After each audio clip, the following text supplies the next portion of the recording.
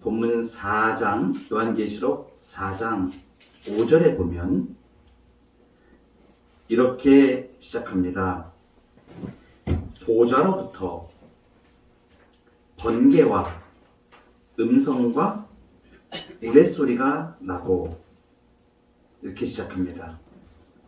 오늘은 보좌에서 나오는 이 번개들, 그리고 소리들, 우레들, 이것이 무엇인지 이것에 대하여 해석을 하고 이 내용의 뜻을 우리가 받도록 하겠습니다. 번개들과 소리들과 우레들, 이렇게 나 여기 우리 본문에는 번개와 음성과 우레소리 이렇게 되어 있죠. 같은 뜻입니다. 음성은 소리로 우리가 번역을 해도 되고, 그리고 우레소리 이렇게 되는데 여기는 우레라고 이렇게 다른 성경의 다른 구절에서는 그렇게 표현이 되어집니다. 여러분, 우레가 무엇인지 아십니까? 저는 이렇게 성경에서 우레라는 단어를 여러 번 이렇게 접했는데 이게 명확하게 잡히지가 않아가지고 제가 국어사전을 찾아보았습니다. 그랬더니 같은 뜻이 있는데 우레, 이것은 이제 순우리말이고, 우레소리 이렇게 표현하기도 하고, 또 이제 한자로 표현하면 뇌성 이렇게 표기도 합니다. 소리성자를 써가지고 뇌성, 이게 뭐냐면 천둥이 칠 때 나는 소리예요. 많이 들어보셨죠? 천둥이 칠 때 우르릉 쾅 하는 소리 나지 않습니까? 이제 이 우레라는 것은 바로 천둥이 칠 때 나는 소리를 말합니다. 그러면 지금 번개들, 그리고 소리들, 이 소리들은 또 우레소리하고는 다른 겁니다. 그냥 소리들이라고 표현되어지고, 그 우레들, 이것이 하나님의 보좌로부터 이렇게 나오는 것입니다. 이것이 도대체 무엇을 의미할까? 그러면 일단 번개들, 소리들, 우레들, 이것이 무엇을 말하는지를 알아야 되겠죠. 그럼 이것이 성경에서는 그러면 번개들, 소리들, 우레들이 나올 때 어떠한 일이 있었는가를 우리가 보면, 이것이 지금 무엇을 의미하는가를 우리가 알 수 있다는 것이죠. 그러면 성경에 나온 번개들, 소리들, 우레들을 한번 살펴보도록 하겠습니다. 그 중에 제일 우리에게 많이 알려진 본문이 출애굽기 19장 16절 말씀입니다. 많이들 들어보죠. 시내산에서 하나님께서 이스라엘 백성들을 만나 주실 때 나타났던 현상입니다. 셋째 날 아침에 우레와 번개와 빽빽한 구름이 산 위에 있고 나팔 소리가 매우 크게 들리니 진중에 있는 모든 백성이 다 떨더라. 자, 여기 뭐가 나옵니까? 셋째 날 아침에 우레, 똑같이 나오죠, 그죠? 그리고 번개, 그 다음에 빽빽한 구름이 산 위에 있고 나팔 소리도 있습니다. 이게 똑같은 동일한 현상이 일어나고 있는데, 이 빽빽한 구름 산 위에서 지금 우레 번개가 나타날 때에 어떤 일이 있었을까요? 하나님이 나타나신 거죠. 이걸 갖다가 현이라고 얘기합니다. 하나님이 나타나실 때 나타나는 현상이 지금 우레와 번개로 나타납니다. 그러면 우레와 번개, 그러면 이 구절만 그런가? 그럼 다른 곳에서는 어떠한가? 다른 곳에서도 역시 동일한 배경들이 나옵니다. 이 시편 18편 7절부터 14절 말씀은 매우 중요한 말씀인데, 이게 7절부터 14절까지 중간에 생략하고 필요한 부분들을 제가 이렇게 요약을 해봤습니다. 참고로 말씀드리면, 지금 이렇게 제가 강해하고 요한계시록 말씀을 나누는 이 부분은 요한계시록에 대하여 신학적으로 연구를 많이 한 신학자들이 여러분들이 계세요. 그 중에서 세계적인 학자로 알려진 분들을 제가 알고 있는 분이 계십니다. 특별히 최신의 연구에서 요한계시록의 해석에 탁월하다고 모든 신학자들에게 인정을 받고 있는 이필찬 교수님이라고 계시는데, 저하고는 굉장히 가까이 교제하는 분입니다. 정기적으로 이 교수님을 제가 만나고 또 교제를 하고 우리 사모님과 같이 이렇게 만나면서 교제를 하는 가운데 있습니다. 제가 가까이 아는 분입니다. 신학교 교수님을 여러 번 신학교 교수님으로 계시고, 그리고 요한계시록의 책을 여러 가지를 집필을 하셨습니다. 이분의 그 내용을 제가 주축으로 하되 그분 한 분만 그 책을 보는 게 아니고 책이 여러 책이 많이 있습니다. 그러면은 우리나라의 유명한 신학자들의 요한계시록에 대한 부분들은 책을 제가 다 참고를 하고 그리고 또 성경 신학에 정통하신 신약신학에 정통하신 분들의 신학을 다 제가 참고를 합니다. 그런 서적들도 참고를 하고 해서 결정한 부분들을 제가 발췌를 해서 또는 어떤 것은 그대로 사용하는 것도 있고 특별히 이필찬 교수님은 제가 굉장히 성경신학적으로 존경하고 또 가장 제가 그 내용이 탁월하다고 인정하는 분이기 때문에 제가 이분 그 책을 많이 인용을 합니다. 시편 18편 7절부터 14절에 이렇게 보면 이에 땅이 진동하고 이렇게 나옵니다. 진동이라는 게 이게 뭐예요? 땅이 흔들리는 겁니다. 쉽게 표현하면 지진이라고 우리가 표현하게 돼요. 좀 있으면 자세하게 나옵니다. 이런 부분들이. 산들의 터도 요동하였다. 그리고 여기 똑같이 하늘에서 우레를 발하시고 지존하신 이가 음성 소리를 내시며 우박과 숯불을 내는데 우박도 나옵니다. 그리고 그의 화살을 날려 그들을 흩으시며 많은 번개로 그들을 깨뜨리셨다. 번개 나오죠. 번개, 우레, 지진, 음성. 여기 지금 요한계시록 우리 오늘 4장 5절에 나오는 번개들, 소리들, 우레들을 그대로 여기 지금 똑같이 지금 등장합니다. 이거 어떤 상황인가? 이 시편에서 지금 이 상황이 어떤 상황인가를 알아야 되겠죠. 이 상황은 어떤 상황이냐? 그 밑에 나와 있습니다. 그의 화살을 날려 그들을 흩으시며 많은 번개로 그들을 깨뜨리셨도다. 흩으셨다, 깨뜨리셨도다. 이 부분을 잘 주목해 보시기 바랍니다. 이 부분이 무엇을 말하느냐? 흩으셨다, 깨뜨리셨다. 이것은 하나님의 심판과 관계된 용어입니다. 이 외에도 성경에 여러 군데의 번개들, 소리들, 우레들이 나오는데 그러한 것이 어떤 때 나오냐면 하나님이 대적들을 싸우기 위해서 전사로 싸우시는 용맹한 전사로 표현되는 그러한 구절들이 나옵니다. 특히 이제 사사기 같은 데서 보면 그 이스라엘 백성들을 구원해내고 그 승리를 하였을 때 드보라가 찬양하는 내용 중에 이런 내용이 있습니다.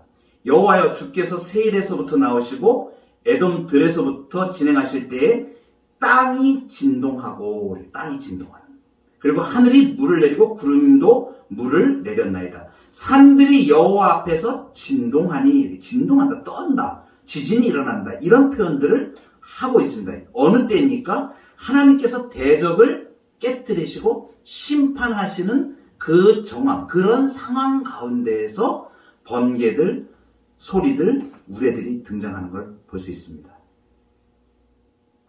그러면 우리가 결론으로 이렇게 볼 수가 있는 거죠. 요한계시록의 지금 4장 5절에 번개들, 소리들, 우레들은 하나님의 나타나심과 관련된다.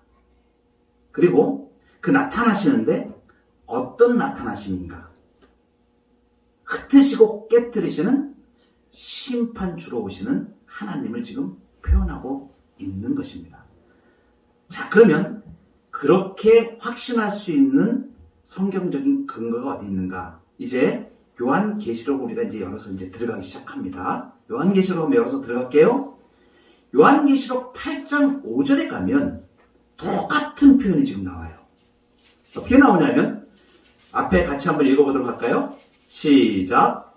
천사가 향로를 가지고 제단에 불을 담아다가 땅에 쏟음에 우레들과 소리들과 번개들과 지진이 나더라. 요한계시록 4장 5절에 지금 우리가 오늘 본문을 보고 있는데 거기에 나타난 똑같은 현상이 요한계시록 8장 5절에 나타납니다. 그럼 여기만 나타나는가? 또 있습니다. 조금 더 진행을 해서 요한계시록을 조금 더 나가다 보면 이렇게 나옵니다. 요한계시록 11장 19절입니다. 같이 한번 읽도록 하겠습니다. 시작. 이에 하늘에 있는 하나님의 성전이 열리니 성전 안에 하나님의 언약궤가 보이며 또 번개들과 소리들과 우레들과 지진과 큰 우박이 있더라. 뭐가 좀 더 늘어났죠. 자, 번개들과 소리들과 우레들이 오늘 4장 5절에 있는데 조금 전에 8장 5절에 보니까 지진이 하나가 더 플러스가 됐더니 여기서는 지금 하나가 더 나와요. 큰 우박이 하나가 더 나오죠. 그죠? 그러니까 지금 번개들, 소리들, 우레들, 그 다음에 지진과 큰 우박이 이렇게 나옵니다. 그러면 또 한 번 넘어가 보도록 하겠습니다. 요한계시록이 또 진행이 되는 거예요. 또 넘어가면 16장 18절 21절에 이렇게 나옵니다. 같이 한번 읽어보겠습니다. 시작. 번개들과 음성들과 우레들이 있고 또 큰 지진이 있어 얼마나 큰지 사람이 땅에 있어 온 이래로 이같이 큰 지진이 없었더라. 이어서 시작. 또 무게가 한 달란트나 되는 큰 우박이 하늘로부터 사람들에게 내림에 사람들이 그 우박의 재앙 때문에 하나님을 비방하니 그 재앙이 심히 크미로라. 아멘. 자, 요한계시록에 있는 지금 번개들과 그리고 소리들과 우레들 그리고 지진과 그리고 큰 우박에 대해서 우리가 살펴보았습니다. 요한계시록에 말이에요. 지금 우리가 쓱 지나왔습니다. 4장 5절, 8장 5절, 11장 19절, 16장 18절, 21절 이렇게 우리가 보았습니다. 그러면 요 8장 5절이 있는 그 요한계시록에 있는 상황이 어떤 상황이냐? 요 상황은 요한계시록에는 심판을 설명하는 세 가지가 이제 앞으로 등장을 해요.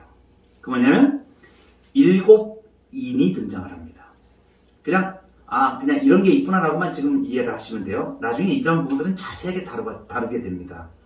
7인의 심판이 있고 그 인이라는 건 도장이 딱 찍혀져 있는 인봉한 것을 말하는 거예요. 그래서 인을 떼실 때마다 어떤 현상들이 일어나요. 심판의 현상들이 일어나게 됩니다. 그런데 7인이 쭉 나오고 그리고 7 나팔이 나옵니다. 그리고 첫 번째 천사가 나팔을 불 때 어떤 일들이 일어나고 심판의 일들이 잘 일어나요. 7가지가 일어나는 거죠. 그리고 이제 7 대접이 나타납니다. 한 대접을 천사가 쏟으니까 이제 어떤 재앙들이 일어나고 심판의 일들이 이렇게 쭉 일어나는 걸 설명을 해주는 거예요. 그런데 이 7인, 7 나팔, 7 대접 이것은 첫 번째 7인 중에서 7번째 인이 해당하는 게 이제 7 나팔이 시작되는 거예요. 이해되시나요? 그리고 7 나팔이 쫙쫙쫙 하다 7번째 나팔이 되었을 때 거기서는 7 대접이 연결되어 있는 거예요. 이해되시죠? 나중에 이거는 제가 요한계시록의 전체 구조를 한번 쫙 설명이 드릴 때가 있을 거예요. 너무나 재밌어요. 이거 보면은. 그런데 그것을 통해서 이제 하나님이 계시해 주시는 뜻이 있는 것이죠. 그러니까 오늘 4장 5절의 번개들, 소리들, 우레들과 관련해서만 지금 문제 우리가 보는 겁니다. 이 8장 5절은 어느 상황이냐? 7째 인을 떼실 때는 거예요. 첫 번째 심판인 7인의 7째 인을 떼실 때 이 현상이 일어나요.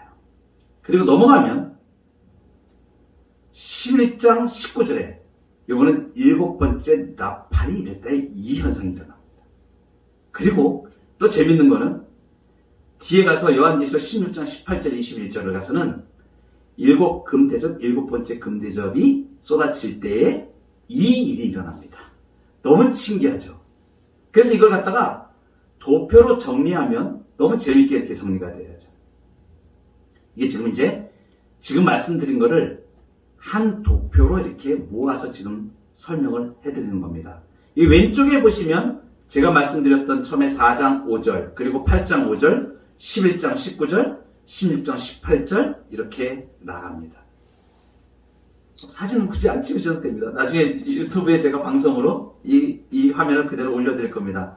맨 밑에 보면 제가 출처를 이렇게 적어놨어요. 에덴 회복의 관점에서 읽는 요한계시록 이패찬 교수님 이름까지 이렇게, 왜냐하면 이분 책에서 제가 가져온 거기 때문에 설교를 하더라도 출처를 밝히는 것이 예의이기 때문에 분명히 이렇게 말씀을 드립니다. 이 양식을 이패찬 교수님이 이렇게 만들어놨, 제가 보니까 참 잘 만들어 놓으셨어요.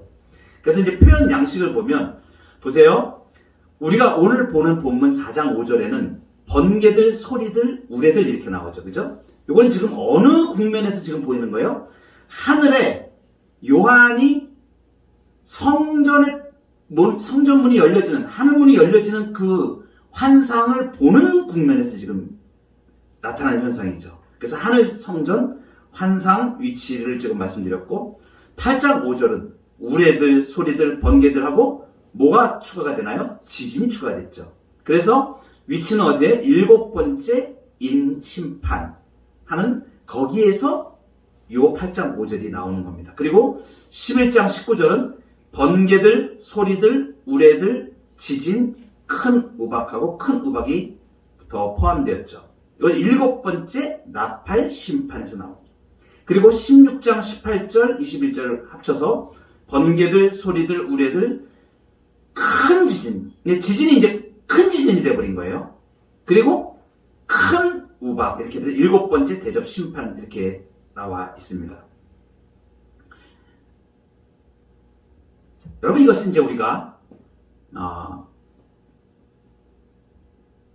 이 심판에 대한 부분을 생각할 때 지금 이제 어디에서 이 일이 일어나는 것인가? 땅이 아니라 하늘에서 일어난다. 하늘에서 지금 일어난다. 이것은 무슨 뜻인가? 하나님의 뜻이 결정되는 곳이 하늘이잖아요. 그러니까 이 모든 되어지는 종말의 심판, 이 심판이 어디서 결정되는 거야? 하나님으로부터 결정된다는 거예요. 하나님이 심판주이신 것을 말씀해 주십니다. 그런데 하늘에서 결정된 것이 땅에서도 이루어집니다. 그러면 앞으로 최후의 종말의 심판이 반드시 있다는 것을 우리가 확신을 하게 되는 거죠. 한마디로 말씀드리면 이겁니다. 하나님이 지금 요한계시록에 있는 이 말씀을 받는 그 소아시아의 7교회에 있는 성도들은 어떤 상태에 있어요?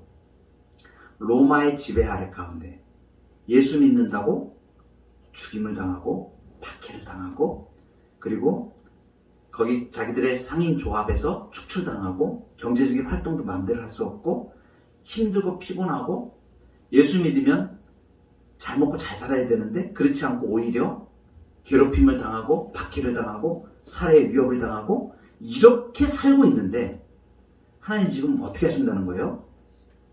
심판이 있어 라고.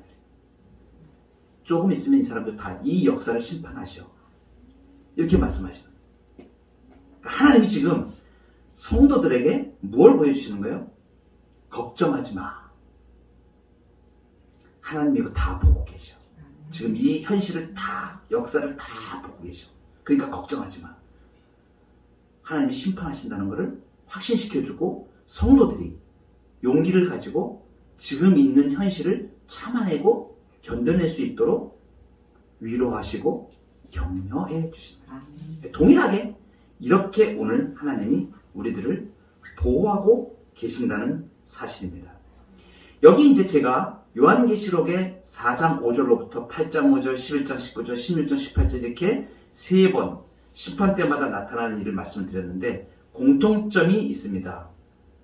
여기서 보여지는 현상들이 있습니다. 첫 번째는 뭐냐면 뒤로 갈수록 강도가 세지죠. 그럼 뭘 말하는 거예요? 하나님께서 분명하고 명확하고 강하게 심판하신다는 것을 말해줍니다. 재밌는 거 하나 말씀드릴까요? 16장 21절, 또 무게가 1달란트나 되는 큰 우박이 하늘로부터 사람들에게 내린다, 이렇게 말합니다. 이게 이제 마지막 7번째 대접 심판 때에 나타나는 건데, 요 1달란트나 되는 큰 우박이 얼마나 되는지 아세요? 우박 맞아보셨어요? 우박 내릴 때 우박 맞아보셨나요? 이게 비가 얼어가지고 내리면서 이렇게 우박이 되잖아요. 좀 큰 거 맞으면 굉장히 아픕니다. 어떤 경우에 농작물 막 피해 입는다는 얘기 들은 적 있죠. 막 그게 좀 굵기가 좀 커서 이렇게 내리면 농작물, 예? 이게 농작물 다 다칩니다. 어떤 경우에는 조금 센 우박은 차에 떨어지면 차 유리가 깨지는 정도의 그 강도도 있다고 하죠. 여기 지금 한 달란트 되는 우박이 어느 정도 되는 것 같아요? 한 달란트가 얼마인지 아세요? 놀라지 마세요. 34kg짜리입니다. 성경 깜짝 놀랐어요. 제가 이거 보고. 34kg 되는 우박이면 어느 정도 되겠어요? 재앙이죠, 재앙. 34kg면 아이만한, 웬만한 아이, 예. 조금 날씬한 분은 34kg 나가시죠. 이 정도 되는 그 우박이 내린다고 하면 생각을 해보세요. 정말 재앙입니다. 맞으면 죽는 겁니다. 그 우박이 하늘에서 떨어지면 이게 물리적인 그 속도나 이걸로 따지면은 34kg짜리가 그냥 이렇게 나한테 덮친다고 해도 내가 깔릴 텐데 그게 하늘에서 떨어진다고 생각하고 그냥 맞으면 즉사하는 겁니다. 뭐 집도 다 파괴되고요. 농작물도 다 파괴되고 그 정도 되겠죠. 그러니까 이건 엄청난 재앙이 되는 겁니다. 근데 실제로 지금 무게가 한 달란트나 되는 큰 우박이 하늘로부터 사람들에게 내림에 사람들이 그 우박의 재앙 때문에 하나님을 비방하는 그 재앙이 심히 큽니다. 여러분 이 성경을 이렇게 보다 보면 정말 아주 하나님께서 정말 이렇게 말씀하시는 거라는 걸 알게 돼요. 이 우박 그러면 어느 거 생각나세요? 이스라엘 백성들을 애굽에서 끌어내실 때, 출애굽하실 때 10가지 재앙을 내리시죠. 그 중에 들어있던 재앙이 우박이 하나가 들어있습니다. 그때 우박을 막 내리셨거든요. 그래서 애굽에 있는 백성들이 그 바로가 깜짝 놀라지 않습니까? 그 치명타를 입습니다. 농작물 다 피해 당하고 막 이제 출애굽의 사건 때 그 우박하고는 비교 안 되는 또 우박이 이제 심판 때에 이렇게 이런 재앙들이 있다는 것을 이렇게 말해 주는 거예요. 여러분 지진 얼마 전에 경주 옆에 어디에서 우리나라도 4점 제가 엊그제 새벽에 새벽 예배 드리려고 나오려고 그러는데 스마트폰에 막 진동이 막 울리는 거예요. 이게 뭐지? 그랬더니 4시 반 정도 됐을 거예요. 제가 보통 4시 반에 집에서 일어나서 5시까지 제가 새벽 5시까지 교회를 오거든요. 그런데 갑자기 오는 거예요. 진동이 울려요. 스마트폰에.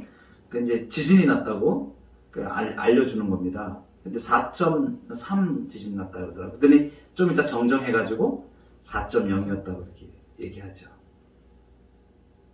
그럼 지진 나면은 어떤 생각을 하세요? 이 사람들이 일반적으로 이것은 있는 이 현상이 아니지 않습니까? 우리가 사람이 어떻게 할 수 있는 그런 게 아니잖아요.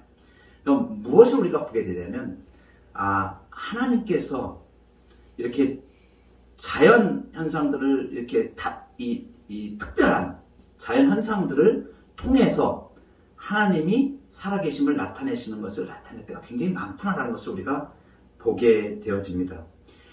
이 재앙들이 지금 이 심판의 징조들, 번개들, 우레, 지진, 소리들, 큰 우박 이것이 뒤로 가면서 강도가 점점 강해진다는 것은 뭘 말하면 하나님께서 명확하게 심판을 진행해 가신다고 하는 사실을 우리에게 암시적으로 말해줍니다.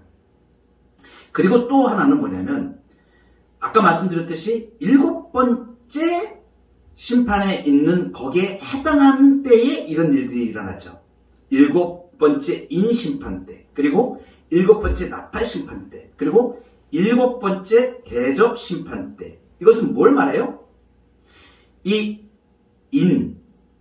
요한계시록에 나오는 나팔, 대접심판 이것이 공통적으로 마지막 종말의 때를 지향한다. 심판이다라는 것을 명확하게 보여주는 하나의 징후가 되어집니다. 그래서 심판이 이 심판의 상징적 현상으로서의 번개, 소리, 우레, 큰 지진 큰 우박이 공통적으로 7번째 이렇게 놓여져 있게 되어집니다.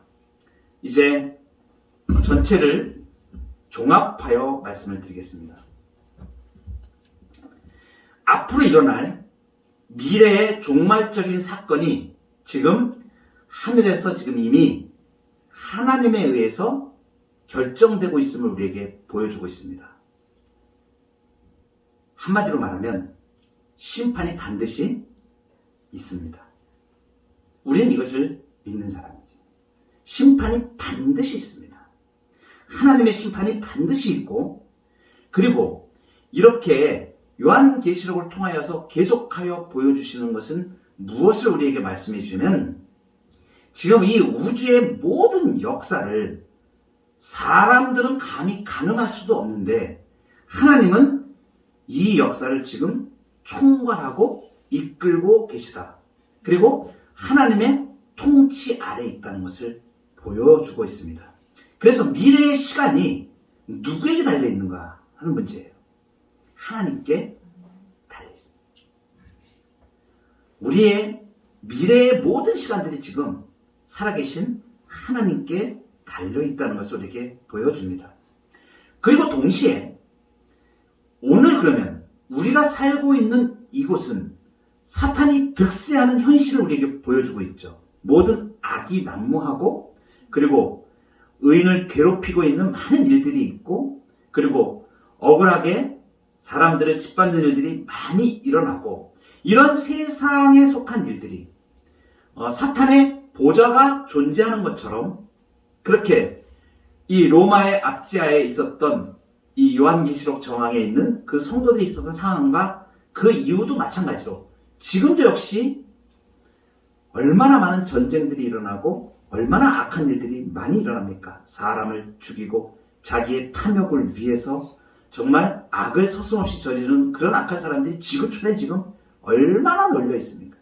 그리고 그렇게 자기들의 정치적인 야욕과 욕심을 위해서 사람들의 생명은 아랑곳하지도 않고 이렇게 악을 행하는 수없이 많은 사람들이 있는데, 이러한 세상에 속한 모든 세력들이 일순간에 하나님의 심판 앞에서 다 안개같이 사라질 그러한 존재들이라는 것을 우리에게 보여주셔서 역사의 참된 흐름은 지금도 계시고 전에도 계셨고 아멘. 장차 오실 전능하신 하나님 안에 있다는 것을 우리에게 보여줍니다. 우리는 그러면 이러한 심판을 바라보면서 어떠한 자세로 신앙생활을 하여야 할 것인가를 우리에게 말씀해 주십니다. 오늘 우리는 여기 살고 있습니다. 그런데 내일 또 지나갑니다. 그리고 또 내일, 그리고 또 내일, 그 내일의 끝은 종말이 되어집니다. 그러니까 내일 가면 종말로 가고 있는 거예요. 분명히 역사에 종말이 있습니다. 그런데 그 종말을 우리는 어떻게 믿는 것이냐면, 종말은 세상이 다 망하는 날이야, 이렇게 우리는 믿지 않습니다. 그렇게 믿는 것은 잘못된 생각입니다. 우리는 세상이 망하는 날이 종말이라고 우리는 믿지는 않습니다. 그것은 뭐냐면, 우리 신자가 바라보는 종말은 뭐냐면, 하나님이 약속하신 것을 완성하시는 시점으로 우리가 바라보는 거예요. 어떤 것이 완성이 돼요? 창조하셨죠? 그리고 다시 그 타락한 인류를 구원하시죠. 그래서 그 구원하시는 것을 최종적으로 완성하시는 그것이 종말입니다. 그래서 신자는 하나님의 은혜와 약속 안에 우리가 있는 것입니다. 그래서 종말을 바라볼 때 우리는 공포로 바라보는 것이에요. 공포는 어떤 사람들이 공포로 바라보는 거예요?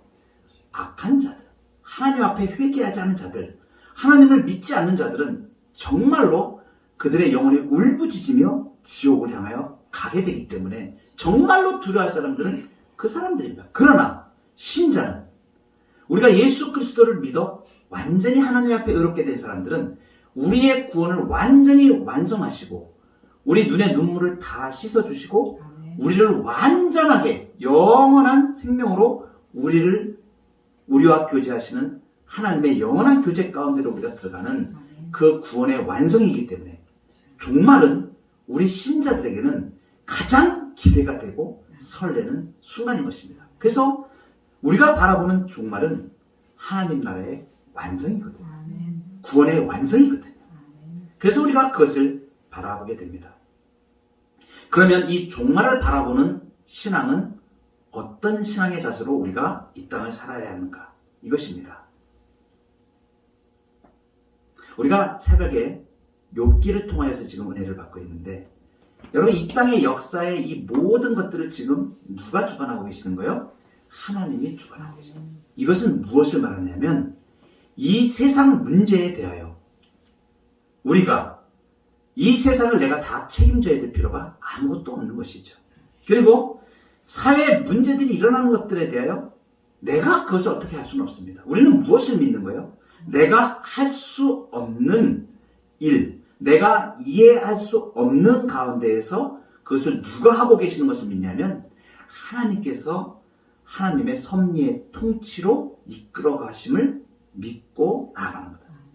그 속에서 오늘을 사는 우리 그리스도인들은 내게 주어진 일을 하나님 앞에서 그냥 묵묵히 내가 할 수 있는 일을 감당하는 것. 하나님이 내게 주신 삶의 터전에서 아멘. 내가 믿음의 삶으로 할렐루야. 한 걸음 한 걸음 내가 하나님 앞에 기도하고 하나님 아멘. 앞에 오늘도 내가 하나님의 말씀을 묵상하고 아멘. 그리고 내가 할 수 있는 신앙의 테두리 안에서 할렐루야. 하나님이 내게 주신 한 사람을 섬기게 하셨으면 그 한 사람을 섬기는 자리에서 아멘. 이렇게 우리 교회 가운데서 작은 교회이지만 내게 주신 은혜를 따라서 섬기며 나아가는 것, 이렇게 한 번 한 번 해 나가는 것이 오늘 내가 할 수 있는 만큼 하는 것, 이것이 내 신앙, 하나님이 내게 원하시는 신앙인 것입니다.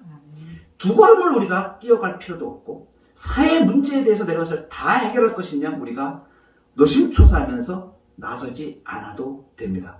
그냥 하나님이 나에게 주신 신앙의 이 자리에서 믿음으로 그 자리를 지키고 나가는 것, 그리고 하나님이 내게 할 수 있도록 시간을 허락하시고 이웃을 허락하시고 예수님의 사랑을 전할 수 있도록 하신 그 자리에서 묵묵히 내가 할 수 있는 일들을 믿음을 따라서 해나가는 것, 이렇게 내가 어떤 업적을 많이 쌓고 어떤 무언가를 많이 행하여야 하나님 앞에 구원받고 하는 것이 아니고 그건 잘 되는 것이 아닙니다. 아멘. 그러니까 내가 그렇게 한다고 해서 내가 뭐 크지 않는가? 그렇지 않습니다. 지금 내가 내게 주어진 일에서 한순간 기도하고 한순간 말씀 보고 이렇게 한 걸음 한 걸음 나아가면 그것이 하나님이 보시는 가장 좋은 신앙으로 우리가 쌓여져 가는 것입니다.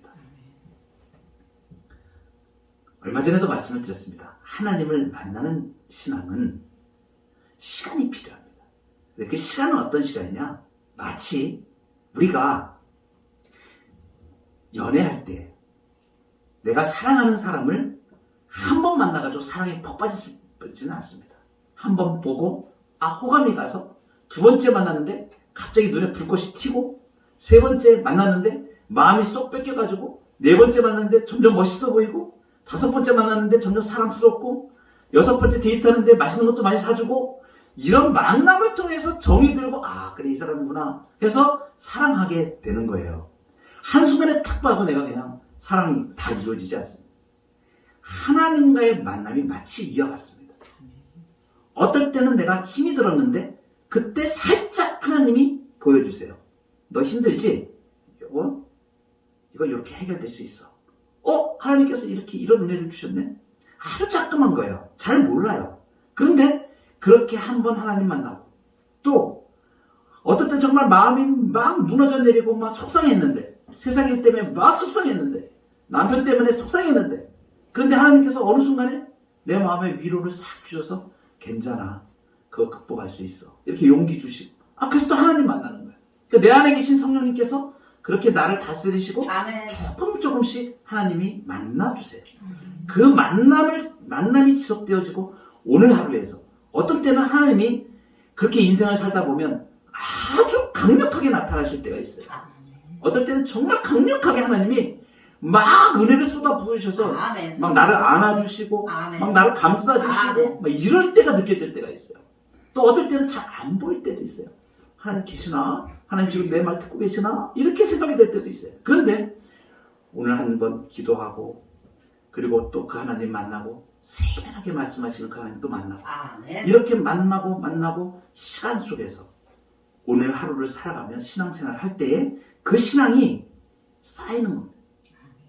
나도 모르게 그 하나님과의 교제가 깊어지고 아멘. 하나님을 점점 더 많이 경험해 갈 수 있게 됩니다. 할렐루야. 처음에 예수 믿고 나서 이 입술이 잘 바뀌지가 않습니다. 그래서 세상에 있는 말이 그대로 내 입에 있어요. 그래서 나도 모르게 자꾸 불평이 나오고 원망이 먼저 나오고 남 탓하는 말이 먼저 나오고 이래요. 근데 이 입술을 바꿔야 됩니다. 아멘. 이 입술을 어떻게 바꾸냐면 하나님의 언어로 바꾸는 거예요. 아버지. 그러니까 성경 말씀을 읽다가 성경 말씀이 딱 오면 그렇지. 성령님 내 안에 계십니다. 아멘. 성령이 오셨네. 오늘 찬양 막 했지 않습니까? 성령이 오셨네. 성령이 오셨네. 그때 찬양할 때 고백을 하는 거예요. 내가. 성령님이 내게 오셨네. 왜요? 예수님이 약속하셨잖아요. 성령을 보내주시기로 약속하셨는데 그 성령이 오셨지 않습니까? 여러분, 내가 성령 받았다는 증거가 어디 있어요? 이거 생각하시면 돼요. 내가 내 입으로 예수 그리스도를 내 주로 고백했잖아요. 성령이 아니고서는 이 고백할 수 없거든요. 이 고백했다는 것은 뭐냐면 성령이 이미 내 안에 오신 거예요. 이거 믿으시기 바랍니다. 그러니까 이렇게 내 입술의 언어를 고백적인 이 말로 바꾸는 거예요. 그래서 자꾸 내가 주님이 내 안에 계십니다. 하나님 우리의 소망이십니다. 하나님이 하십니다. 나는 능력 없는데 하나님이 하십니다. 이렇게 자꾸 말을 바꾸는 거예요. 그래서 원망스러운 일 누구 원망하려고 딱 그러다가 그 말이 딱 생각나면 빨리 바꿔서 선언을 하는 거예요. 저렇게 원망스러운 일이 있음에도 불구하고 하나님이 이거 해결하십니다. 이렇게 바꾸는 거예요. 하나님이 하십니다. 이렇게 바꾸는 거예요. 이렇게 하면 그 말하고 표현한 대로 하나님이 역사하세요. 그것이 뭐냐면 말씀이 삶에 이루어지는 거예요. 여러분 이게 놀라운 겁니다. 하나님의 말씀이 능력이 있다고 하는 것은 뭐냐면 하나님의 말씀은 내가 선언하고 믿으면 그대로 이루어져요. 이것도 놀라운 겁니다. 이게 믿음이에요. 이게 선언하고 그것을 확인하게 되어집니다. 내가 진짜 선언했는데 진짜 바뀌었네. 바뀌니까 내가 믿는 게 아니고 하나님을 믿고 내가 선언했는데 바뀌어요. 그러니까 이게 믿음으로 되는 거예요. 이것이 믿음의 삶입니다. 이러한 삶을 경험하기 시작하면 하나님이 내 삶에 얼마나 많은 부분을 역사하시는가. 할렐루야. 죽을 수 있는 순간에 건져내시고 아멘. 수많은 위협이 오는데 그냥 차단하시고 아멘. 이런 일들을 막 이제 눈에서 막 목도하게 되죠. 할렐루야. 그래서 우리의 삶 전체가 기적 같은 일인 것을 알게 되어져요. 그래서 아침에 딱 일어나면 와 기적이다. 그러니까 예수 믿는 사람들은 이 삶이 기적인 삶인 것을 성령께서 알게 하시는 거예요. 그 전에는 그걸 몰랐었어요. 그런데 알고 보니까 깨달아지니까 이 삶이 놀라운 축복의 삶이구나. 이거 엄청난 축복의 삶이에요. 여러분 우리는 그렇게 이 땅에서 믿음의 삶을 살다가 하나님이 종말의 심판을 다 완성하시고 그때 우리는 완전한 구원을 완성하시는 그 은혜를 우리가 잊게 됩니다. 지금도 은혜 가운데 한량없는 은혜 가운데 보호받으며 살다가 그러니까 예수 믿는 사람은 정말 복이 터진 사람들이에요. 복이 터진 사람. 이건 무엇과도 바꿀 수 없는 엄청난 복인 거예요. 이 복과 은혜가 아멘. 우리 성도님들에게 할렐루야. 충만하시기를 아멘. 소원합니다.